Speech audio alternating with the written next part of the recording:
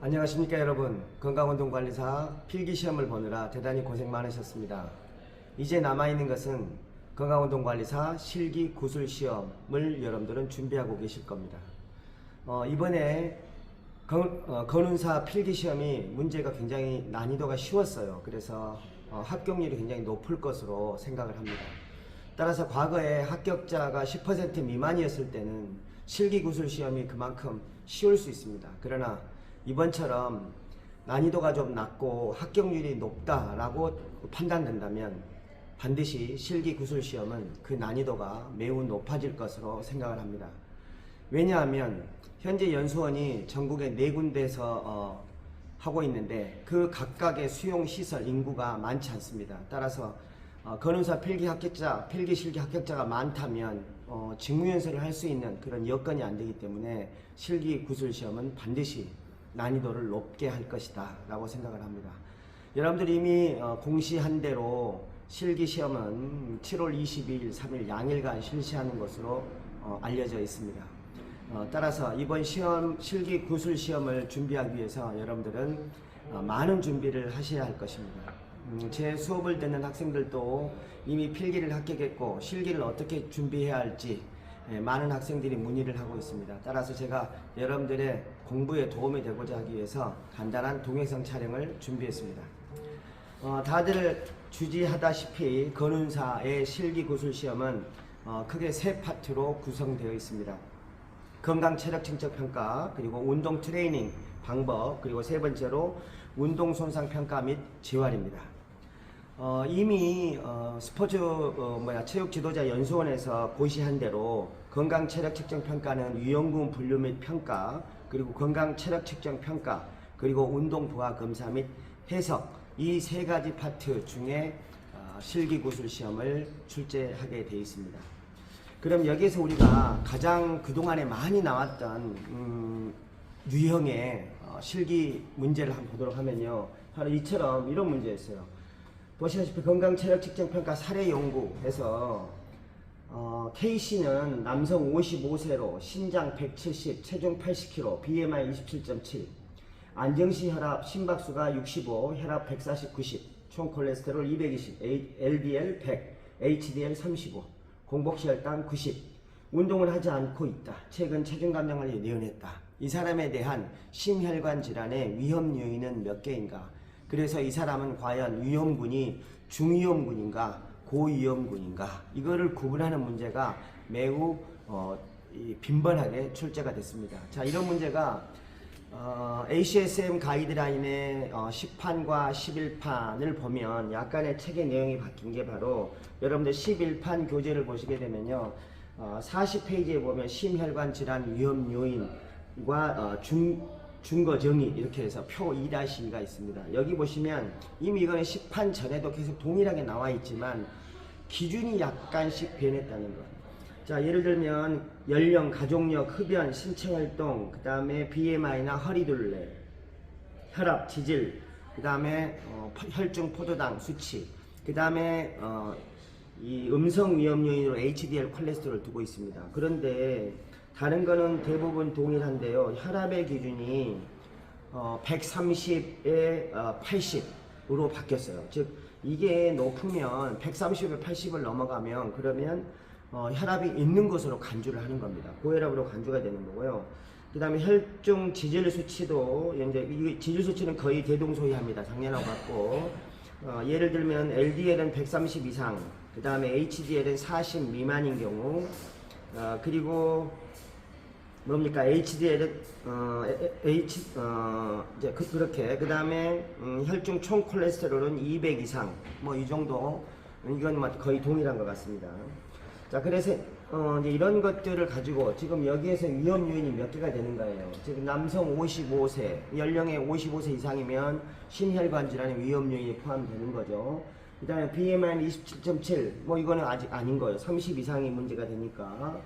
그 다음에 혈압 140, 90 고혈압이죠. 2개가 포함됐어요. 그 다음에 총 콜레스테롤 220, LDL 100, HDL 35입니다. 총 콜레스테롤 200 이상이면 포함되는 거죠. 자, 총 콜레스테롤 1개. 그 다음에 LDL은 130인데 100이잖아요. 이건 아닌 거고, HDL 콜레스테롤 35죠. 포함되는 거고. 만약에 총 콜레스테롤 HDL 두 개가 포함됐다 하더라도 한 개로 치는 겁니다. 혈중 지질 한 개로 치는 거예요. 그러니까 여기에서는 보면 55세 혈압, 그 다음에 총 콜레스테롤 포함된 거죠. 그 다음에 혈당은 정상인 것 같고요. 운동을 하지 않고 있습니다. 6개월 이상 운동을 하지 않았다. 역시 이것도 포함되는 겁니다. 그러면 위험 요인은 4개가 되는 겁니다. 자, 이처럼 이런 지금 책 40페이지에 보는 이 기준 준거를 여러분들이 잘 외우고 계셔야 할 것 같고요. 이거를 기준으로 봤을 때 43페이지 책을 보시게 되면 이 준거의 기준이 몇 개냐에 따라서 이게 위험, 중정도 위험이냐, 고위험이냐, 그 다음에 매우 높은 위험이냐, 극도로 높으냐, 이건 이제 이렇게 이제 구분을 할 수가 있다는 겁니다. 그래서 이제 이런 사례를 여러분들이 위험 요인이 몇 개다. 그래서 이거 고위험군으로 분류된다. 이런 것들을 여러분들이 꼭 기억을 하고 계셔야 할 것 같습니다.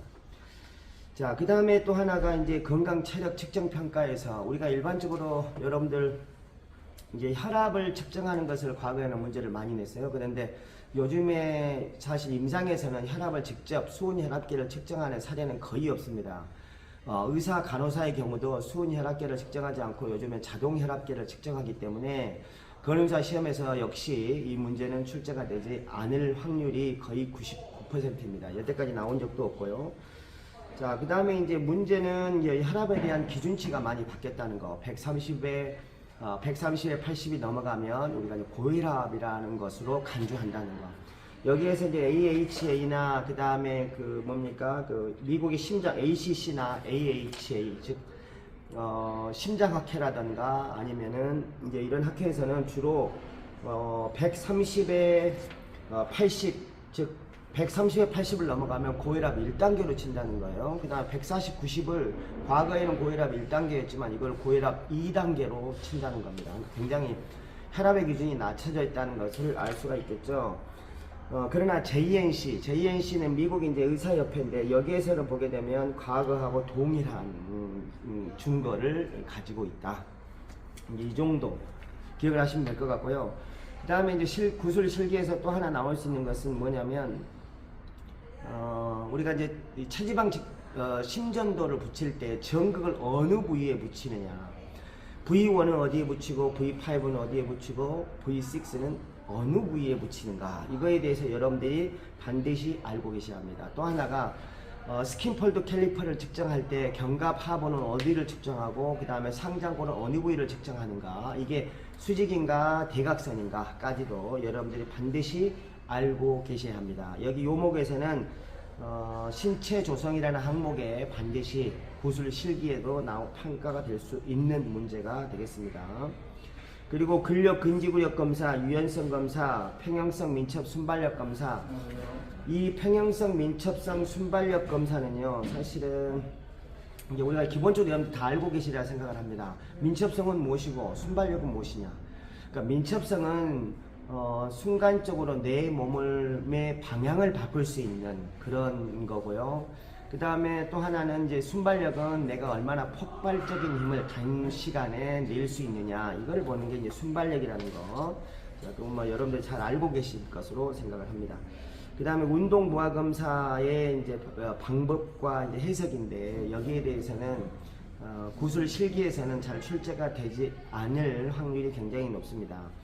우리가 일반적으로 모디파이드 브루스나 브루스 프로토콜을 많이 사용을 하잖아요. 건강한 사람은 브루스 프로토콜을, 그 다음에 심혈관 질환이 있거나 극도의 노인, 체력이 허락한 노인의 경우에는 모디파이 브루스 프로토콜을.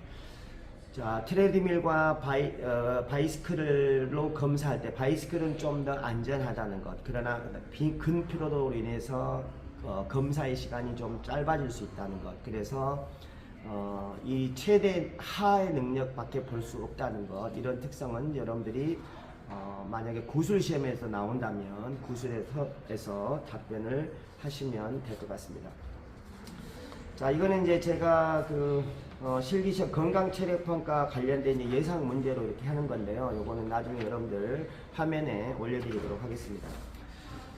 자, 다음은 이제 두 번째로 운동 트레이닝 방법입니다. 사실 운동 트레이닝 방법이라는 것은 건의사가 현장에 갔을 때 가장 많이 알고 있어야 하고 가장 많이 실시하는 것이 바로 운동 트레이닝이 되겠습니다. 자, 역시 제가 여기에서는 약 32개 정도의 문항을 준비를 했습니다. 여러분들 역시 화면으로 여러분들 보시면 되겠습니다. 바벨 굿모닝 운동을 3회 실시하시오. 자, 예를 들면 지금까지는 그런데 이게 모의 환자를 놓고, 즉 모의 우리가 대상 고객을 놓고 이 고객을 대상으로 여러분들이 지도를 하는 거예요. 실시하시오가 아니고 지도하시오로 많이 출제가 됩니다. 그래서 그렇다면 예를 들어 여러분 바벨 굿모닝 운동을 3회 지도하시오. 그러면 실제로 그 대상에게 운동을 여러분들이 시키셔야 합니다. 그러나 이 대상은 운동에 대해서 전혀 모르는 사람이에요. 그래서 어떻게 해야 되느냐, 여러분들이 시범을 보이시면 돼요. 시범을 보이시고 그 대상에게 자 이렇게 하세요 라고 하시는 것이 좋습니다. 가끔 이제 시험을 볼 때 학생들이 너무 당황해서 이 지문이 잘 머리에 들어오지도 않고 또 이게 잘 너무 이게 뭐지 헷갈려 있다가 보면 얼굴만 붉어져서 시험을 보지 못하는 경우도 덜어 있습니다. 그래서 여러분들 숙달을 하셔야 합니다. 여기 나와 있는 32개의 동작은 운동 트레이닝에 매우 기본적이고 매우 중요하기 때문에 여러분들 시험에 거의 대부분 포함된다라고 보셔야 합니다. 즉 이 중에서 나온다라고 보셔야 합니다. 이게 숙달을 시켜 놓으셔야만이 고사장에서는 여러분들 당황하지 않고 문제를 할 수 있다. 다시 말씀드리면 자 지문이라는 게 있습니다. 지문을 보면 그 지문을 보고 바벨 굿모닝 운동을 3회 교육하시오 라고 지문이 나오면 그걸 보고 여러분들이 아령을 들 수 있어야 합니다. 바벨이면 바벨을 들 수 있어야 합니다. 그죠? 모든 소고들은 다 준비가 되어 있으니까 바벨을 가지고 내가 굿모닝 운동을 할 수 있느냐, 이거를 지도할 수 있느냐 이거예요. 그러니까 여러분들이 한번 시범을 보이시고 대상에게 자 이렇게 하십시오 라고 해주시면 훨씬 용이하다. 두 번째로 덤벨 밀리터리 프레스를 3회에 실시하시오. 덤벨을 찾을 수 있어야죠. 여러분들 옆에 보면 각종 덤벨 뭐 이게 있어요. 근데 굳이 뭐 덤벨 하는데 예를 들어 1kg짜리가 있고 10kg짜리가 있어요. 굳이 여러분들 10kg짜리 들 필요 없잖아요. 1kg짜리 드시면 돼요. 덤벨 밀리터리 프레스를 3회 실시하시오. 자, 뭐 이런 거 당연히 알고 계셔야 하고, 그 다음에 벤트 오버 바벨로를 3회 실시하시오. 데드리프트 저항 운동을 3회 실시하시오. 파워 클린 저항 운동을 3회 실시하시오. 바벨 스쿼트, 덤벨 런지, 크런치, 리버스 크런치 운동, 슈퍼맨 자세, 그 다음에 수직 점프 운동, 사이드 스텝, 캐리오카, 장단지 스트레칭을 실시하시오. 자, 여기에서는 우측 장단직은 스트레칭을 실시하시오. 또는 좌측 장단직은 스트레칭을 실시하시오. 오른쪽에 지금 분명히 제시합니다. 당황해서 오른쪽인지 왼쪽인지 모르는 경우, 이 경우도 여러분들 틀립니다. 그래서 반드시 오른쪽인지 왼쪽인지, 이미 이건 기출문제죠. 장단직은 스트레칭 실시하 이미 이건 출제가 된 바가 있는 문제예요. 다음에 우측 가자믹은 스트레칭 실시하시오. 그 다음에 우측 어깨 관절의 D1 굽힘 운동을 기본 동작을 3회 실시하시오. 또는 D2 굽힘 운동 응용 동작을 3회 실시하시오.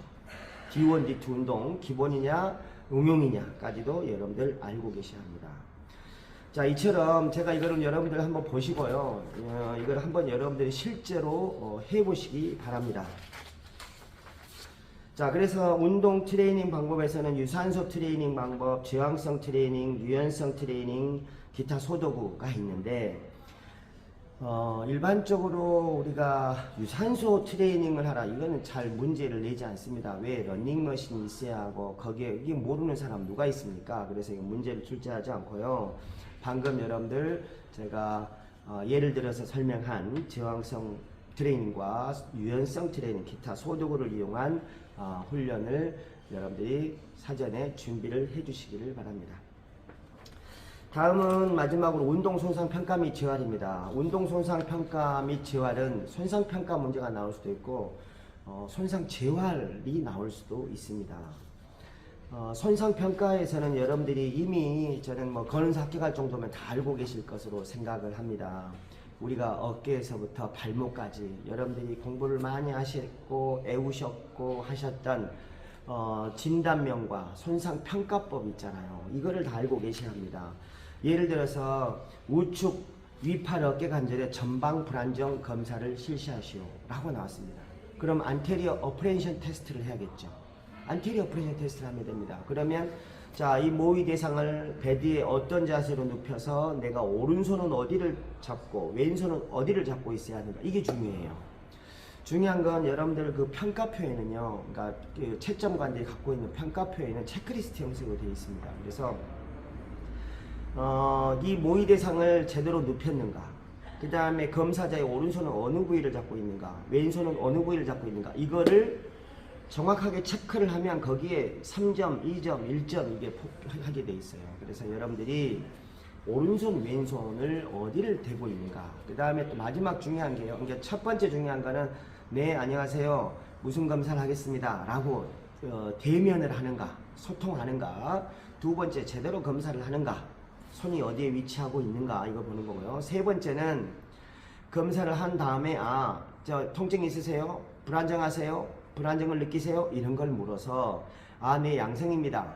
네, 음성입니다. 라고 결과를 얘기해 주는가.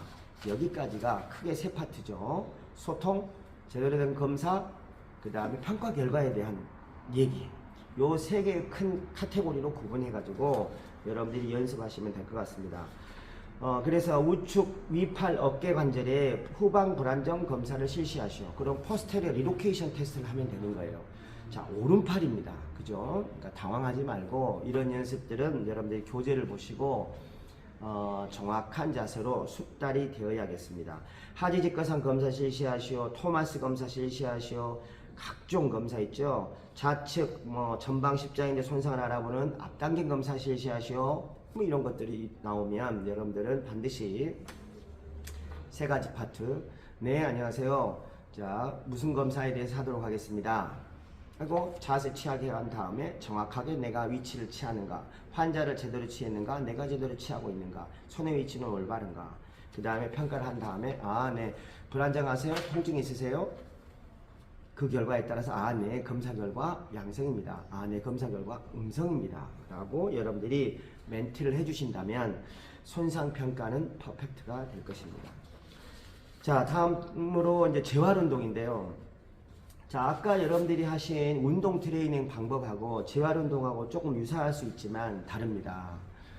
일반적으로 운동 트레이닝이라고 하는 것은 강도가 약간 높고 바벨이나 덤벨을 많이 활용하는 이런 것들이 많아요. 일종의 여러분들 뭡니까 바디빌딩 스포츠의 바디빌딩 종목들이 많이 다루어지고 있고요. 그 다음에 이제 재활운동은 좀 다른 게 통증이 있는 사람들을 대상으로 하는 거잖아요. 그래서 예를 들면 어깨 우측 어깨 올림근 스트레칭을 3회 실시하시오 라고 나왔습니다. 그러면 어깨 올림근이면 레베이터 스카필라 머슬이잖아요. 오른쪽 레베이터 스카필라 머슬. 그럼 어떻게 합니까? 고개를 60도 돌려서 한 다음에 이렇게 하는 거죠. 이때 반대손이 열중시해서 자, 이렇게 우리가 일반적인 통증 부위, 통증 유발점을 재활하는 이런 동작들이 많이 출제가 됩니다. 그래서 이런 것들을 알고 계셔야 하고, 그 다음에 우측 오목 이팔 관절의 전방 가동화 기법을 실시하시오. 문제가 좀 어렵죠. 글레로 휴머럴 안테리어 트랜스레이션 테크닉을 해보세요. 그러니까 전방 가동화 기법이에요. 자, 오목 이팔 관절이면 여기잖아요. 오목 이팔 관절을 전방 가동화예요. 그래서 손은 어떻게 잡아야 돼? 잡고 얘를 앞으로 이렇게 빼야 해요. 한 손은 여기 잡고 한 손은 여기를 잡아서 얘는 누르고 얘는 앞으로 잡아당겨서 전방 가동화 기법 또는 후방 가동화 기법도 할 수 있겠죠. 이런 것들 여러분 책을 보시면 충분히 나와 있을 겁니다. 그 다음에 펜덜럼 운동을 실시하시오. 푸시업 플러스 운동을 실시하시오. 블랙본 운동을 실시하시오. 캣백 운동, 호스백 운동, 그 다음에 펠빅 안테리어 틸트 운동을 실시하시오. 코어 엑서사이즈를 3가지 실시하시오. 플랭크 운동을 실시하시오. 뭐 이런 것들. 미니스쿼트 운동을 실시하시오. 런지 하시오. 장단직은 뭐 근육 운동 하시오. 뭐 이런 식으로 출제가 될 수가 있습니다. 그 외에도 뭐 니트 체스트 운동 해보세요. 고양이 등 말등 운동 해보세요. 또는 뭐 아래팔에 노쪽 편의 운동 해보세요. 좌쪽 편의 운동 해보세요. 자, 이러한 것들이 바로 여러분들 재활운동 항목에 포함될 수 있는 그런 문제가 되겠습니다.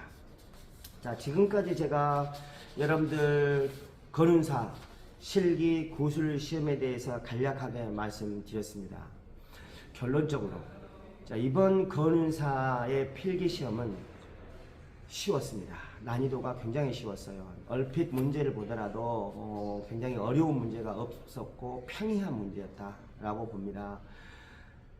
그렇기 때문에 합격자의 수는 여러분들이 상상 이상으로 많을 것이라 생각을 합니다.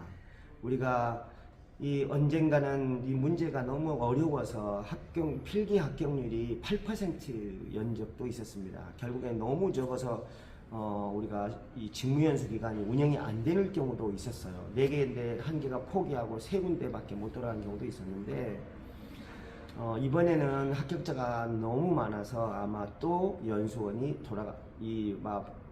과포화 상태가 되지 않을까. 그렇다면 결국에는 연수원을 위해서 어떻게 그렇다고 그럼 내년에 그럼 직무연수 들을 수는 없잖아요. 그래서 결국에는 실기 구술 시험을 어렵게 낼 것이다 라는 겁니다. 자, 그래서 여러분들은 실기 구술 시험은 평가관 3명 앞에서 여러분들 혼자 가는 거예요. 시험을 보는 겁니다. 얼마나 긴장하겠어요. 그리고 생판 모르는 모의 환자가 있습니다. 고등학생 모의 환자를 데려놓고 얘는 아무것도 모르죠. 그래서 여러분들이 이 모의 환자를 일반 고객을 대상으로 여러분들이 시행을 하는 거예요. 그래서 여러분들이 익숙달되지 않으면 여러분들이 당황해서 얼굴이 빨개지고 아무것도 할 수가 없습니다. 그래서 여러분들이 제가 말씀드린 이 실기시험에 대한 예상문제, 건강체력평가, 운동트레이닝, 운동소상 평가 및 재활운동에 대해서는 숙달되어야 한다라는 겁니다. 그 다음에 그 상황에서 여러분들이 그런 문제를 하면서 구술을 한 문제 물어보게 돼 있어요. 그러면 그 구술 시험은 당황하지 말고 여러분들이 아는 대로 편안하게 설명하시면 됩니다.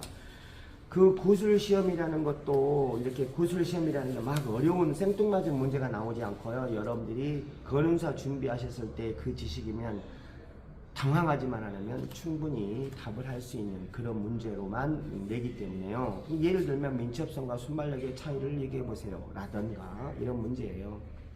그래서 여러분들이 남은 시간 얼마 안 남았죠. 약 한 20여일 정도 남았는데 여러분들이 어떤 문제를 딱 받았을 때 지금 제가 올려드린 이 자료만이라도 여러분들이 숙달돼서 준비를 하신다면 건운사의 실기구술 시험도 무난히 합격하실 것으로 생각합니다. 오늘 이것으로 마치겠습니다. 수고하셨습니다.